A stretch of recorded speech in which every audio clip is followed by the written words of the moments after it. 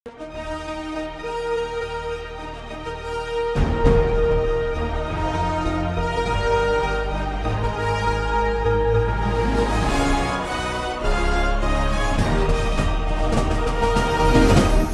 பார்த்து கொண்டிருப்பது உங்கள் ஜாஷ்வா டிவி. சகல ஜனங்களுக்கும் நற்செய்தி.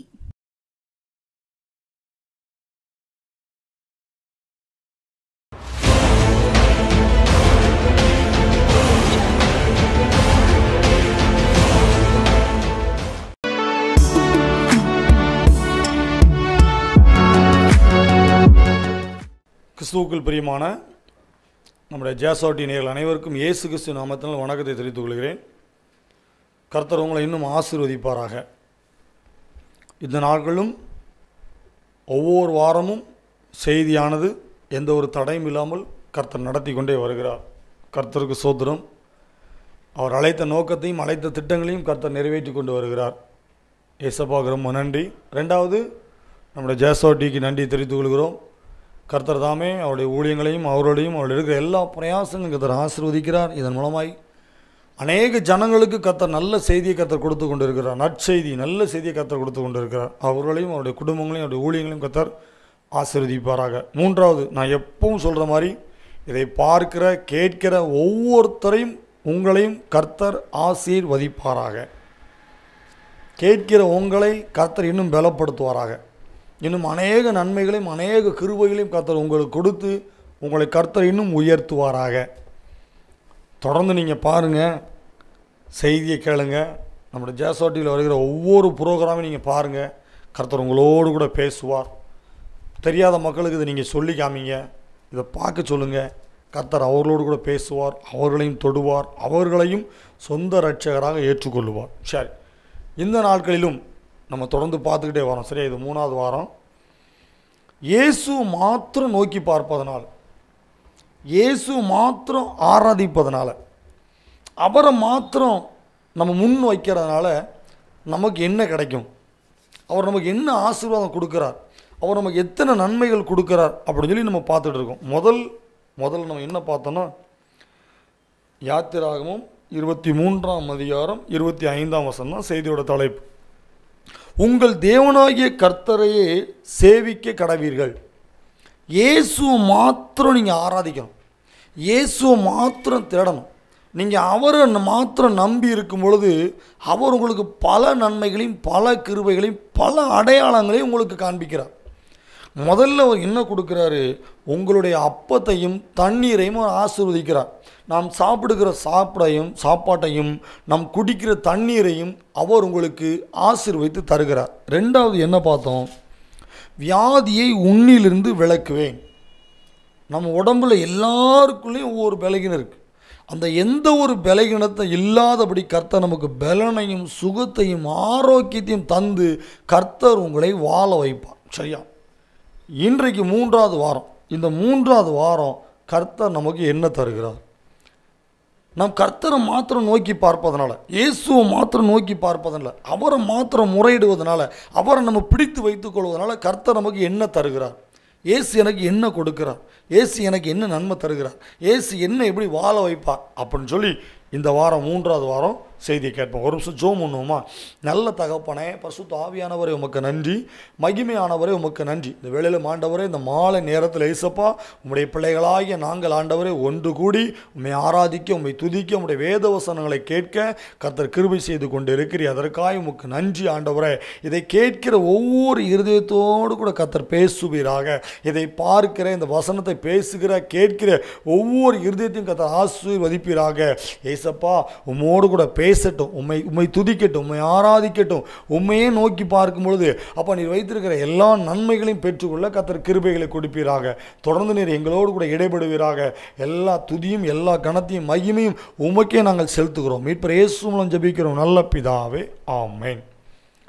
இன்றைக்கு 3வது வாரம். மறுபடியும் அதே வசனத்தை எடுத்து சொல்லுவோம். யாத்திராகமம் 23ஆம் அதிகாரம் 25, 26. உங்கள் தேவனாகிய கர்த்தரையே சேவிக்க கடவீர்கள். நாம் இயேசுவை மாத்திரம் சேவிப்பதனால், இயேசு மாத்திரம் தெய்வம் சொல்லி பிடித்து வைத்துக் கொள்வதனால், இயேசப்பாவை மாத்திரம் ஆராதிப்பதனால் அவர் கொடுக்கிற நன்மைகள். ஒன்று, அப்பத்தையும் தண்ணீரையும் ஆசீர்வதிக்கிறார். 2, வியாதியை நம்மகிட்ட வந்து எடுத்து போட்டார். 3வது அவர் என்ன ஆசீர்வாதம் கொடுக்கிறார்?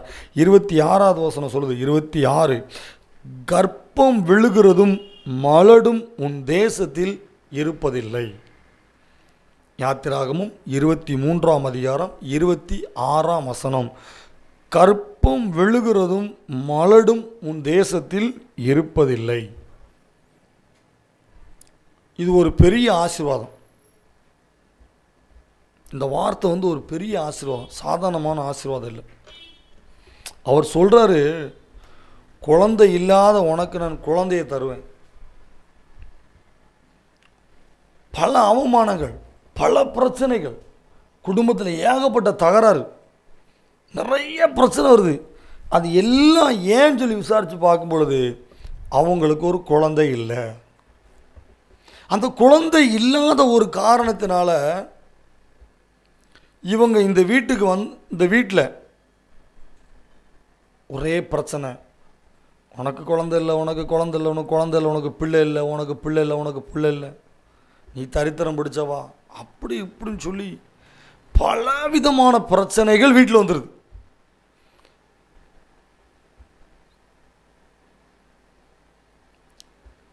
நாம் இயேசுவை மாத்திரம் நோக்கி பார்ப்பதனால அவர் கொடுக்குற 3வது ஆசீர்வாதம், கர்ப்பம் விழுகிறதும் மலடும் உன் தேசத்தில் இருப்பதில்லை. கர்ப்பம் விழுகிறது அப்படின்னா 2 மாதத்தில், 3 மாதத்தில், 5 மாதத்தில் கர்ப்பமானது களைஞ்சிரும். அவங்க கர்ப்பம் உண்டாவாங்க, கர்ப்பம் களைஞ்சிரும், அது தங்காது வயிற்றில். குழந்தை உண்டாவாங்க, அது களைஞ்சிரும், அது அழிஞ்சிரும், அப்படி சொல்லுவோமே.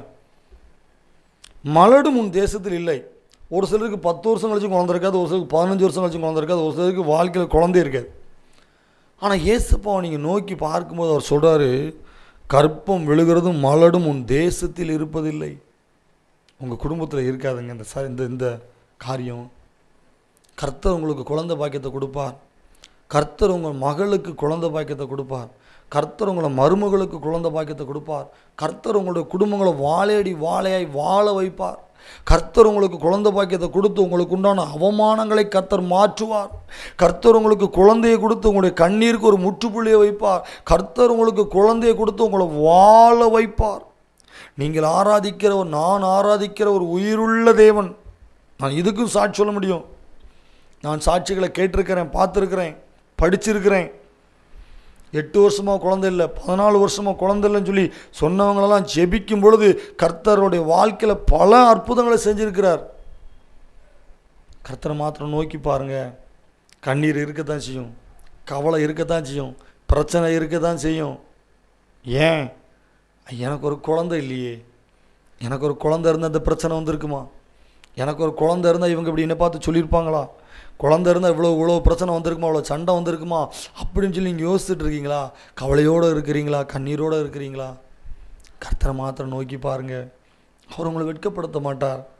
உங்களுடைய கண்ணீருக்கு அவர் பதில் கொடுப்பார். உங்களுடைய கண்ணீருக்கு அவர் பதில் கொடுப்பார். உங்களுடைய இருதயத்தின் ஏக்கங்களுக்கு நினைச்சார் பதில் கொடுப்பார். உங்களை ஆசீர்வதிப்பார். உங்களை ஆசீர்வதிப்பார். அவமானங்களை, நிந்தனைகளை உங்கள் வாழ்க்கையிலேருந்து எடுத்து போடுவார். கர்ப்பம் உண்டாகட்டும் இயேசுவின் நாமத்தினால. கர்ப்பம் உண்டாகட்டும் இயேசுவின் நாமத்தினால. இயேசப்பா உங்களை ஆசீர்வதிப்பார். நீங்கள் விசுவாசிக்கிறீங்களா? விசுவாசமாய் ஜெபம் பண்ணுங்க. ஒவ்வொரு மாதமும் நீங்கள் ஆசீர்வாதத்தை எதிர்பார்த்து கொண்டு இருக்கிறீங்க. இந்த மாதம், அடுத்த மாதம், அடுத்த மாதம், போன மாதம் என்று சொல்லி ஒவ்வொரு மாதத்தை நீங்கள் எனக்கு நன்மை கிடைச்சிராதா, எனக்கு குழந்தை கிடைச்சிராதா, எனக்கு குழந்தை உண்டாயிராதா என்று சொல்லி நீங்கள் ஆவலோடு காத்துக்கிட்டு இருக்கலாம். ஏசப்பாவை நோக்கி பாருங்கள். அவர்கிட்ட நீங்கள் சொல்லுங்கள், அப்போ நான் உம்மை நம்புகிறேன், உம்மை விசுவாசிக்கிறேன், உம்மை தேடுகிறேன், அப்போ உம்முடைய பிள்ளையான இருக்கிறேன், எனக்கு குழந்தை பாக்கியத்தை கட்டளையிடுங்கன்னு சொல்லி நீங்கள் கேட்கும் பொழுது கர்த்தர் உங்களுக்கு குழந்தை பாக்கியத்தை தருகிறார். அவர் உங்களை ஆசீர்வதிப்பார். அவர் உங்களை பலப்படுத்துவார். அவர் உங்களுக்கு நன்மைகளை தருவார். உங்களை வாழ வைப்பார். உங்களுக்கு இருக்கிற அவமானங்களை எல்லாவற்றையும் கர்த்தர் மாற்றுவார். அது கர்த்தராலே முடியும். மாத்திரைகளாலோ ஊசியாலோ அல்ல. மாத்திரை சாப்பிடுறதுனாலே, ஊசி போடுவதனாலேயோ அல்ல. குழந்தை கொடுப்பது கர்த்தர்.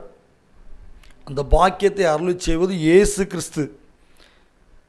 அவர் அவ்வளோ வல்லமை உள்ளவர். ஏசாயா 66:9 இப்படி சொல்லுது. சரியா? ஏசாயா 66:9. பெற பண்ணுகிறவராகிய நான் பெற செய்யாமல் இருப்பேனோ என்று கர்த்தர் சொல்லுகிறார். பிரசவிக்க பண்ணுகிறவராகிய நான் பிரசவத்தை தடுப்பேனோ என்று உன் தேவனாகிய கர்த்தர் சொல்லுகிறார். அவர் பிரசவிக்க பண்ணுகிற தேவன், அவர் குழந்தையை கொடுக்கிற தேவன். அவர் தடை செய்ய மாட்டார், அவர் தடுத்து போட மாட்டார். அது அவருக்கு ஆசை இல்லை. உங்களை கொடுப்பார், உங்களை ஆசீர்வதிப்பார், உங்களை பெருக பண்ணுவார். 127ஆம் சங்கீதம் 4 சொல்லுது, இதோ பிள்ளைகள் கர்த்தரால் வரும் சுதந்திரம், கற்பத்தின் கனி அவரால் கிடைக்கும் பலன். எத்தனை லட்சம் செலவழித்து நீங்கள் எந்த ட்ரீட்மெண்ட்டு பார்த்தாலும் கர்த்தர் கொடுத்தா மாத்திரம்தான் தங்கும், இல்லை ஃபெயிலியர் ஆயிரும். எத்தனை லட்சம் செலவழித்தாலும் பரவாயில்ல, எந்த நாட்டிலையும் பார்த்தாலும் பரவாயில்ல, ஏசப்பா கொடுத்தால் மாத்திரம்தான் அது நிலைச்சி நிற்கும். ஏசப்பா கொடுத்தா மாத்திரம்தான் அது உருவாகும். ஏசப்பா கொடுத்தா மாத்திரம்தான் அது பலனோடு இருக்கும். அதான் வசனம் சொல்லுது, இதோ பிள்ளைகள் கர்த்தரால் வரும் சுதந்திரம். அவர் கொடுக்கணும், அவர் கொடுக்கிறது தான் சுதந்திரம். கற்பத்தின் கனி அவரால் கிடைக்கும் பலன். 128ஆம் சங்கீதம் 6 சொல்லுது, நீ உன் பிள்ளைகளின் பிள்ளைகளையும் இஸ்ரவேலுக்கு உண்டாகும் சமாதானத்தையும் காண்பாய். கர்த்தர் சொல்கிறாரு, உன் சந்ததி உன்னோட முறைஞ்சு போகாது, உன்னோட முடிஞ்சு போகாது. நீ உன் பிள்ளைகளையும் பிள்ளைகளின் பிள்ளைகளையும் பார்ப்பாய் என்று கர்த்தர் சொல்லுகிறார். நல்லா புரியுதா உங்களுக்கு? சந்ததி உங்களோட முடிஞ்சு போகாதுங்க. உங்களுக்கு அடுத்தால சந்ததி வரும், அவர்களுடைய சந்ததியும் நீங்கள் பார்ப்பீர்கள். பிள்ளைகளின் பிள்ளைகளை பார்க்க கர்த்தர் கிருபை செய்வார். சும்மா அப்படியே விட்டுட்டுலாம் போக மாட்டார். ஏசாயா 49:20 இந்த வசனத்தை நல்லா கேளுங்க. ஏசாயா 49:20 பிள்ளைகள் அற்றிருந்த உனக்கு உண்டாயிருக்க போகிற பிள்ளைகள். சரியா? பிள்ளைகள் இல்லாத உனக்கு இனிமேல் உண்டாக போதும். உண்டாக போகிற பிள்ளைகள், இடம் எங்களுக்கு நெருக்கடியாக இருக்குது, இடம் எங்களுக்கு இல்லை, நாங்கள் குடியிருக்கும்படி விலகி இரு என்று உன் காதுகள் கேட்க சொல்லுவார்கள். ஏசாயா 49:20. இந்த வசனத்தெல்லாம் சொல்லி ஜோம் பண்ணுங்க, இந்த வசனத்தெல்லாம் பிடிச்சி ஜோம் பண்ணுங்க. அழுதா முடிவு கிடையாது. நீ அழுதுகிட்டே இருந்தால் முடிவு கிடையாது. தலையில் அடித்து அழுது செவுத்தில் முட்டி அழுது பிரயோஜனம் கிடையாது. வசனம் சொல்லுது, பிள்ளை இல்லாத ஒன்றை பார்த்து கர்த்தர் சொல்கிறாரு, உனக்கு எப்படி பிள்ளை பிறக்குமா? இந்த வீட்டில் இடம் இல்லை, இன்னும் எனக்கு பெரிய வீடு கட்டிதா, நான் விளையாடுறதுக்கு இடம் கட்டிதா, எனக்கு இன்னும் எனக்கு சைக்கிள் வாங்கிதா, பைக் வாங்கிதா, கார் வாங்கிதா, எனக்கு இடம் இது காணாதுன்னு சொல்லக்கூடிய அளவுக்கு கர்த்தர் உங்களுக்கு பிள்ளைகளை கர்த்தர் தருவார். வசனம் சொல்லுது, நான் சொல்லலைங்க, ஏதோ புஸ்தகத்தை பார்த்து படிக்கலை. இந்த உயிருள்ள வசனம் சொல்லுது, இந்த உயிருள்ள வேத வசனம் சொல்லுது, உன்னை வாழ வைக்கிற அந்த வசனம் சொல்லுது, உன்னை உருவாக்குகிற வசனம் சொல்லுது, உன்னை உயர்த்துகிற வசனம் சொல்லுது, உன்னை ஆசீர்வாதமாக இருப்பேன்னு சொல்லுகிற வசனம் சொல்லுது.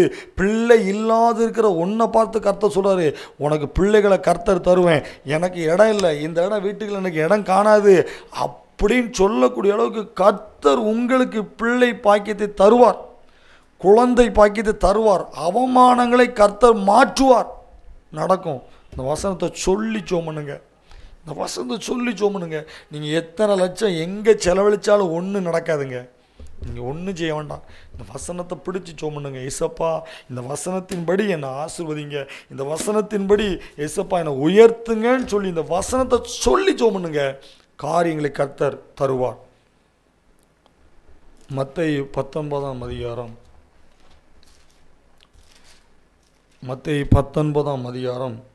19:14 இயேசுவோ, சிறு பிள்ளைகள் என்னிடத்திற்கு வருகிறதற்கு இடம் கொடுங்கள், அவர்களை தடை பண்ணாதிருங்கள், பரலோக ராஜ்யம் அப்படிப்பட்டவர்கள் என்று சொன்னார்.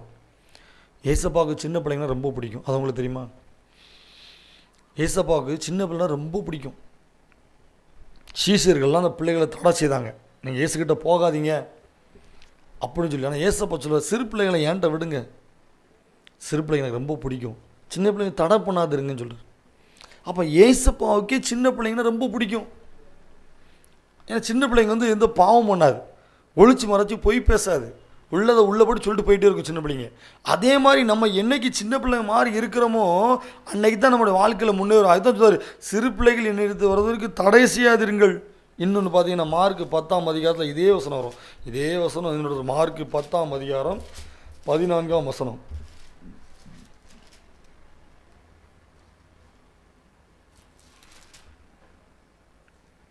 இயேசு அதை கண்டு விசனம் அடைந்து, சிறு பிள்ளைகளின் இடத்தில் வருவதற்கு இடம் கொடுங்கள், அவர்களை தடை பண்ணாதிருங்கள், தேவனுடைய ராஜ்யம் அப்படிப்பட்டவர்களாக இருக்கிறது.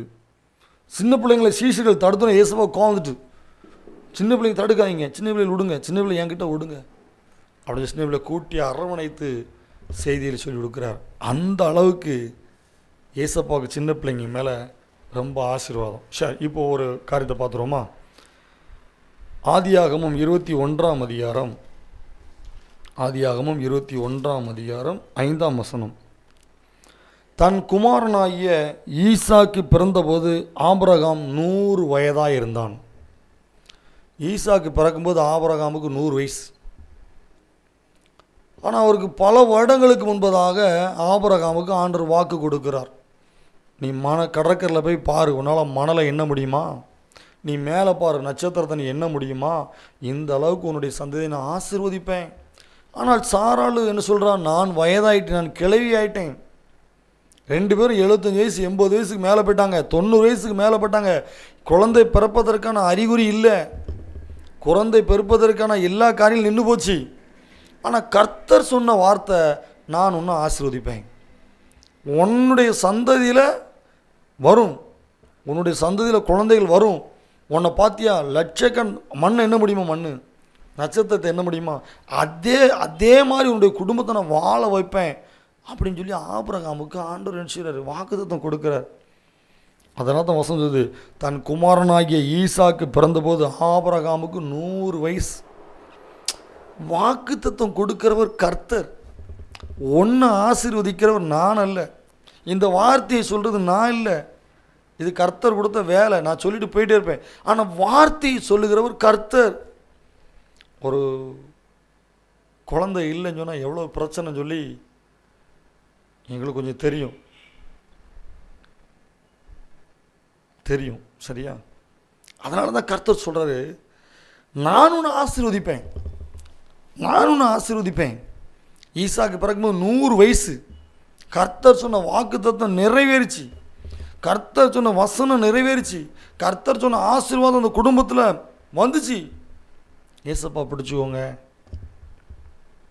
அழாதீங்க, ரொம்ப அழாதீங்க, ரொம்ப கண்ணீர் வடிக்காதீங்க, வருத்தப்படாதீங்க, கர்த்தரை நோக்கி பாருங்கள். ஏசப்பா என் அவமானத்தை மாற்றுங்க, ஏசப்பா என் உடம்புல ஏதோ பலகீனம் இருந்தால் என்னை மாற்றுங்க. நான் குழந்தை இல்லாதனால எவ்வளோ கஷ்டப்படுறேன், நான் குழந்தை இல்லைனா எவ்வளோ கஷ்டப்படுறேன், என்னை எப்படி என்னை கஷ்டப்படுத்துகிறாங்க வீட்டில். ஏசப்பாட்ட சொல்லுங்கள், உங்களுடைய கண்ணீரை அவர் துடைப்பார். ஏற்ற நேரத்தில் உங்கள் வயிற்றில் கர்த்தர் குழந்தை பாக்கியத்தை தருவார். இன்னொரு சம்பவத்தை பார்க்கலாம். ஆதியாகமம் 25ஆம் அதிகாரம் 21ஆம் வசனம். ஆதியாகமம் 25:21. மலடியாய் இருந்த தன் மனைவிக்காக ஈசாக்கு கர்த்தரை நோக்கி வேண்டுதல் செய்தான். கர்த்தர் அவன் வேண்டுதலை எல்லாம் கேட்டறினால் அவன் மனைவி ரெபேக்காள் கர்ப்பம் தரித்தாள். ஆபிரகாமோட மகன் ஈசாக்கு கல்யாணம் முடிஞ்சாச்சு, குழந்தை இல்லை. இப்போ இவர் என்ன செய்கிறாரு, தன் மனைவி ரெபேக்காள் குழந்தை உண்டாக வேண்டும் என்று சொல்லி ஈசாக்கு ஜெபிக்கிறாரு. எத்தனை பேர் தன்னுடைய கணவன் ஜெபிப்பாங்க சொல்ல முடியுமா? மனைவியை கஷ்டப்படுத்துவாங்க, மருமகளை கஷ்டப்படுத்துவாங்க, அதை செய்வாங்க சரியா, அடிப்பாங்க, மிதிப்பாங்க, எல்லாம் செய்வாங்க. ஆனால் தன் மனைவிக்காக ஜெபிக்கிற ஆண்கள் உண்டா? தன் மருமகளுக்காக ஜெபிக்கிற மாமியார் உண்டா? ஈசாக்கு ஜெபிக்கிறார், தன் மனைவிக்காக ஜெபிக்கிறார். ஈசாக்கோட ஜெபத்தை கர்த்தர் கேட்டு ஒரு குழந்தை இல்லை, 2 குழந்தை, ஏசா யாக்கோபு, 2 குழந்தைய ட்வின்ஸில் கர்த்தர் கொடுக்குறார். எவ்வளோ பெரிய ஆச்சரியம் தெரியுமா? அதே மாதிரி சாமுவேல் அன்னாள் 1 சாமுவேல் 2ஆம் அதிகாரத்தில் பார்த்தீங்கன்னா அன்னாள் என்கிற பெண்மணி என்ன செய்கிறா?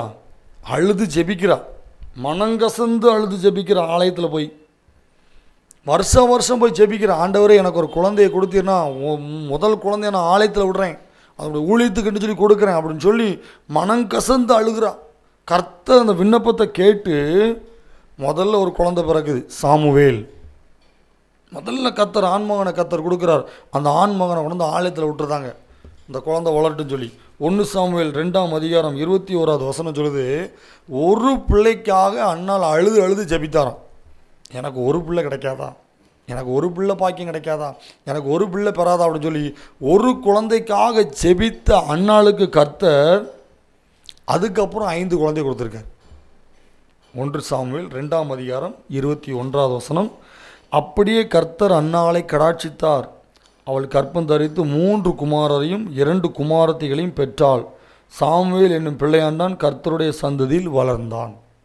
சாமுவேலுக்கு அப்புறம் ஆண்டவர் 5 குழந்தையை கொடுக்குறார்.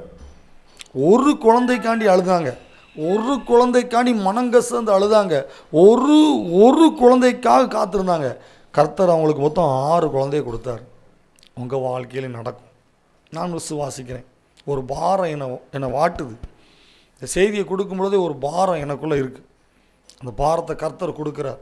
அதனால் நீங்கள் ரொம்ப அழாதீங்க, நீங்கள் ரொம்ப வருத்தப்படாதீங்க, நீங்கள் நிறைய காரியத்தை யோசிக்காதீங்க. கர்த்தரை மாத்திரம் நோக்கி பாருங்கள். எசப்பா, நான் ரொம்ப நோக்கி பார்க்குறேன்ப்பா, எனக்கு கர்ப்பம் உண்டாகி அது ஒன்றும் இல்லாமல் போயிடுதுப்பா. 2 மாதம் 3 மாதம் 4 மாதம் அது உண்டாகி அது களைஞ்சிருது. ஏசப்பா, என் வயிற்றில் குழந்தை உண்டாகட்டும், என் வயிற்றில் கற்பம் நிற்கட்டும், என் வயிற்றில் குழந்தை நிற்கட்டும் சொல்லி உங்களுடைய வயிற்றில் நீங்கள் கையை வச்சு நீங்கள் ஜோம் பண்ணுங்க. உங்களுடைய குழந்தைக்காக நீங்கள் ஜோம் பண்ணுங்க, இரவும் பகலும் ஜோம் பண்ணுங்க. கர்த்தர் நோக்கி பாருங்கள். கர்த்தர் உங்களுக்கு குழந்தையை கொடுத்து உங்களை ஆசீர்வதிப்பார். சாட்சியாக நிப்பாட்டுவார். உங்களை மாத்திரம் இல்லை, உங்கள் குடும்பத்தையே சாட்சியாக நிப்பாட்டுவார். உங்களுடைய பிள்ளைகளை கர்த்தர் சாட்சியாக நிப்பாட்டுவார். இந்த பிள்ளைக்குத்தானே எனக்கு இத்தனை வருஷம் ஜோம் பண்ணினேன், இந்த பிள்ளைக்குத்தானே எனக்கு இத்தனை வருஷம் அழுதேன், இந்த பிள்ளைக்காகத்தானே எனக்கு எத்தனை அவமானப்பட்டேன்னு சொல்லி அந்த குழந்தையை பெற்றெடுக்கும்போது கர்த்தர் எல்லா அவமானங்களையும் மாற்றுவார். ஜோம் பண்ணுமா? தொடர்ந்து நீங்கள் ஜோம் பண்ணுங்க. விசுவாசத்தை விட்டுறாதீங்க, நம்பிக்கை விட்டுறாதீங்க. கர்த்தரை நோக்கி பிடிங்க. நீர் என்னை ஆசீர்வதித்தாலோ நான் போக விட மாட்டேன் சொல்லி ஜோம் பண்ணுங்க. கர்த்தர் உங்களுக்கு பல குழந்தைகளை கர்த்தர் தருவார், உங்களை ஆசீர்வதிப்பார், உங்களுடைய கற்பத்தை ஆசீர்வதிப்பார், உங்களுடைய இதயத்தின் சிந்தனைகளை கர்த்தர் ஆசீர்வதிப்பார். குடும்பத்தில் இருக்கிற எல்லா குழப்பங்களையும் மாற்றி தருவார். நன்றி ஆண்டவரே, பரிசுத்த ஆவியானவரே, உமக்கு நன்றி. யாரெல்லாம் இதை பார்க்கிறார்களோ, யாரெல்லாம் அழுது கொண்டு பார்க்கிறார்களோ, யாரெல்லாம் மனங்கசந்து பார்க்கிறார்களோ, அவர்களோடு கூட கர்த்தர் பேசுவீராக. எல்லா தடைகளும் மாறட்டும் இயேசுவின் நாமத்தினால. கற்பம் விழாதபடி ஆண்டவரே, கற்பம் தடைப்பட்டு வராதபடி ஆண்டவரே, எல்லா தடைகளையும் இயேசுவின் நாமத்தில் அப்புறப்படுத்துகிறோம். குழந்தை பாக்கியத்தை கர்த்தர் கொடுக்கிறதற்காய் உமக்கு நன்றி. எல்லா அவமானங்களையும் மாற்றுகிறதற்காய் உமக்கு நன்றி. துதி கன மகிமையில உமக்கே செலுத்துகிறோம். இப்போ இயேசு மூலம் ஜெபிக்கிறோம் நல்ல பிதாவே, ஆமென். கர்த்தர் உங்களை ஆசீர்வதிப்பார். தொடர்ந்து ஜெபம் பண்ணுங்க, சாட்சியை எங்களுக்கு சொல்லுங்கள். கர்த்தர் உங்களையும் உங்களுடைய குடும்பங்களையும் ஆசீர்வதிப்பாராக. ஆமென்.